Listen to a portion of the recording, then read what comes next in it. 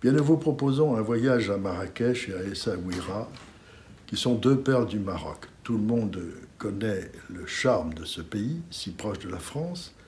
Mais ce qu'il faut savoir, c'est que Marrakech, c'est la capitale du Sud, dans un site admirable, avec sa grande palmeraie et en toile de fond les cimes enneigées du Haut Atlas. Un climat sec et doux qui a favorisé l'implantation de dynasties, je dirais, de résidents, pas seulement sur le plan politique, mais aussi sur le plan artistique, sur le plan économique. On voit par exemple la grande mosquée la Koutoubia, avec son minaret de 70 mètres de haut, qui domine la ville. Nous verrons aussi, entre autres, évidemment, cet univers incroyable qu'est la place Jemaa el-Fna. Alors c'est un marché permanent, avec des charmeurs de serpents, des montreurs de singes, des brocanteurs, dans une atmosphère où ça sent les merguez, la friture, les fruits, tous les parfums. C'est un Orient, je dirais, très vivant, formidable, du matin au soir, à ne pas manquer.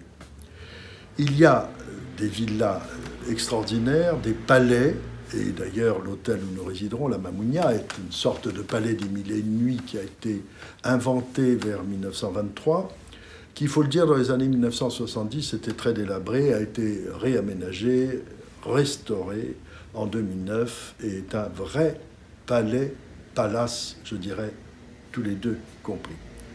Nous avons la chance aussi de pouvoir découvrir l'univers secret qui a tant inspiré Yves Saint-Laurent et Pierre Berger. Alors il faut comprendre que pour Yves Saint-Laurent, Marrakech dans les années 1967-70, c'est un peu l'équivalent de Saint-Tropez pour Brigitte Bardot. Et puis, nous ferons une petite promenade vers l'ouest, vers l'Atlantique, pour découvrir une presqu'île pleine de charme, passionnante sur le plan artistique et historique, qui s'appelle aujourd'hui Essaouira, qui s'est longtemps appelé Mogador, qui est un nom portugais déformé de l'arabe. En effet, ce fut un comptoir portugais spécialisé dans le trafic, le commerce, de la canne à sucre. Mais ce qui est curieux à Essaouira, c'est l'architecture.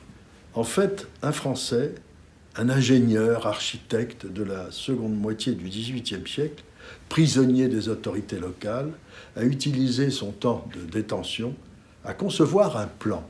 Et Essaouira, qui veut dire en arabe plus ou moins la ville bien dessinée, est la seule ville de l'ancien Maroc qui ait l'air d'être conçue par Vauban avec des fortifications et des allées rectilignes.